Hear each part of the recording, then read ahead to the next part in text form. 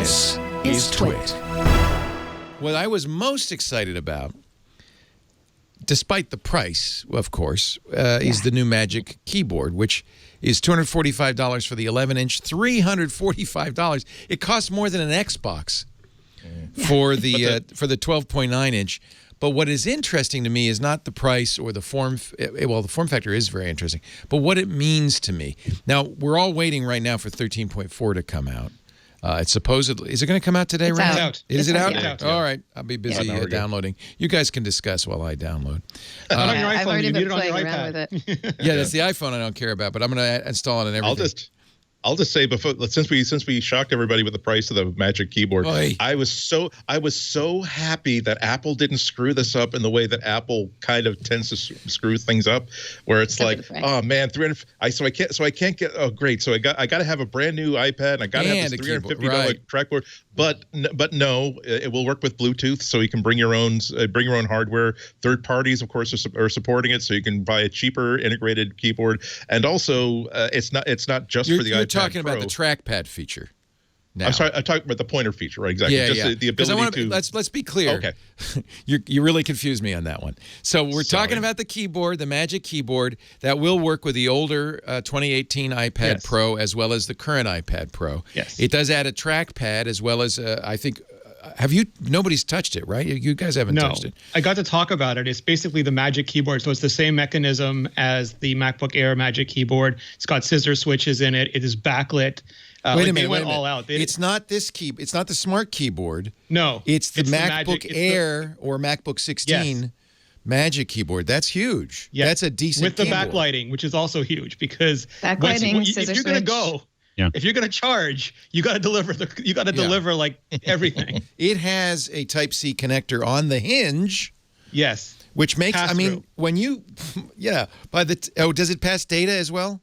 No, it's power pass-through, so you can charge while using the port on the, so you can, basically, I believe it passes power to the smart connector to reverse charge the iPad no while your data other is connector coming is open. through. That's very important. No data is coming through the smart connector.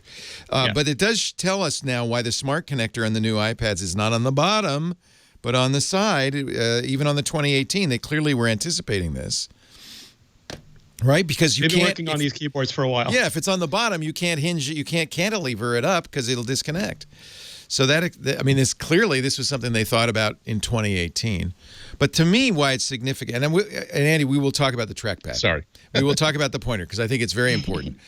But I think the larger story to me, especially, pricing tells you this, the pointer tells you this, the new keyboard tells you this Apple is now saying the iPad is a laptop, is a portable computer for the rest of us. Except for their marketing. Their marketing just does the exact. So my understanding is this, like they're still full in on the Steve Jobs vision of the iPad as naked tablet for everybody, for the millions of people who could not use, didn't like, felt stupid by traditional computers. You can still buy one, press your home button, tap your apps.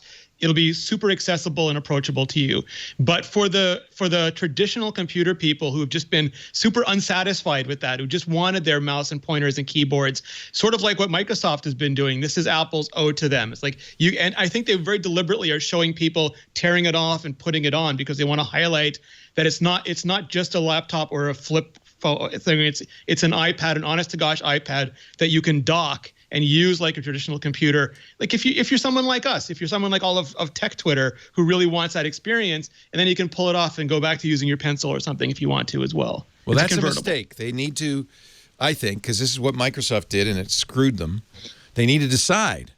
It's either a media consumption thing or it's the next personal computer. So again, my understanding is that a small but very loud portion of the market actually buys these. That's why the iPad market share is ridiculous. It's essentially an iPad market. They sell so many more of the non-Pro iPads. They don't want to interfere with that. So people are super happy with that. They understand it. But if you do want the other thing, it's like when the Mac originally didn't have arrow keys or a terminal. Now it has arrow keys and a terminal. You don't have to use them. If you just want to use the mouse and pointer, you're fine. But for those of us who want the arrow keys in the terminal, it's there, and it should be. And it should be a first-class experience when you offer and provide it. I do think that this is a concession that maybe Apple should have supported multi-touch on a more powerful desktop class operating system sooner, because you see that a lot of commentators are unfairly quoting Tim Cook on his toaster fridge comments about having multi-touch on a desktop, which I think that most people thought that, okay, this is marketing, this is God bless you, Tim, you're flying the colors, but we know that there's a quiver in your eye that says that even you don't believe that. And I think that this is an acknowledgement that once you charge more than $500 or $600 for a device, people are going to, you can call it a nouvelle tablette, but people are going to still call it a computer. They're going to try to get $500, $600, $1,000, $1,500 worth of value out of it. And for that really does involve being able to not have to take your hands off a keyboard every 8 seconds to do a selection, or not have to watch, which I have done, actually have to watch a YouTube video saying, okay, I know that there's a way for me to select discontinuously slides in Keynote, but I hold, but then tap, and then slide, and then two finger. So I do. Apple is not required to admit that they're wrong, but I do think that this is a concession that perhaps we stuck to our dogmatic guns on this much longer than we should have. Especially if people are spending $1,000 on these things. What if we made three? Okay, I'm going to amend what I was thinking and make 3 lanes. So there's the iPad, the traditional, your thing, Renee. There's the Pro, which I think Apple's thinking of, especially because of this new keyboard, as the computer for the rest of us. And then there's the truck. And I'll tell you my ulterior motives for this. There's the truck, which is the Mac OS stuff. My ulterior motive is I don't want them to abandon Intel on Mac OS. I think that's going to be a disaster. I mean, no, Apple could. If anybody could do it, Apple could do it. But I just think ARM. I'll be honest. I don't know. So if this bother. is the SUV. Yeah, I don't think that's what I'm saying is now I understand they don't need to bother. They've got Mac OS. Right. They have a truck. There are people like me who want the truck. They're going to have that middle ground, which is a laptop computer, but it's touch. It's beautiful.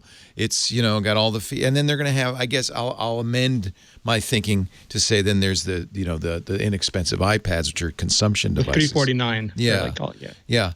I like this. I think that seems to me a reasonable strategy, and I think that maybe that's what Apple's been thinking all along. Obviously, this is not something they just made up in the spur of the moment. It's been a huge argument, I think, internally, and different people have won it over, and we can see by which products they release who's been winning it on which side for the years. But I think this is Do you think the battle's when over? they announced iPad OS, I think that's real hard to walk back, no matter which side of that argument you're on. You're now committed to the strategy.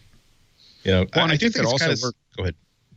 I look at my own behavior, and I just look at the fact that I use my laptop less and less and less and less, and my iPad more and more and more. Well, and add this trackpad and keyboard, that makes that solves for me, except for the missing Pro apps, but we'll get to that. Right. But that solves to me the biggest complaint about this. Now I can have the fine control. It was your complaint too, as I remember, Alex. Yep. Yeah, it's like when I'm building, I'm in OmniGraffle building wiring documents. It's very hard to do that with your finger. You just can't, because you're moving so fast and you're doing all these little bits and pieces, and it's just very, very difficult to try to do that by hand and so with your hand. And so using a trackpad, I think that I would go right back to OmniGraffle and try to take advantage of that in that app as an example. Yeah. But there's so many places. The same things you were talking about, whether it's Andy was talking about with the Keynote, in Pages, all of these things, in Numbers. All of these things are a lot easier to do in many apps, and there'll be a handful of apps that I have to go back to my computer for because they're not available. But that's the only reason I'm going back to them. You'll still need a truck. I'm not going to do development on this new iPad form factor. I'm not video editing. Did anyone else see the comment on their thing about external displays for your iPad? Oh, isn't that interesting? Those work. So those have always worked. The only difference is now the trackpad works with them as well. Yeah. Yeah, I looked at that. I was like, external displays. I didn't even think about connecting an external display. I think of my iPad as an external display for my Mac. Yeah, right, but I was like, to the 6K display, Alex. You can buy a Pro Display XDR and hook your iPad up right now. That says something about the power in this thing too. I mean, these things are incredibly powerful, and I just feel like there is now a very clear path forward for Apple that doesn't require putting ARM on Mac OS on ARM and messing with the Macs, which aren't a big product category for them, but they have to have them for developers and for editors and people like that. Marquez Brownlee is never going to use. I don't think Marquez Brownlee is ever going to move his 8K workflow to an iPad Pro. Or am I nuts? No. Jonathan Morrison should has, he, but it's has he really? Yeah. That's nuts. Yeah, he did it. He did a demo of it with LumaFusion. But he wouldn't do it all the time. Probably, right?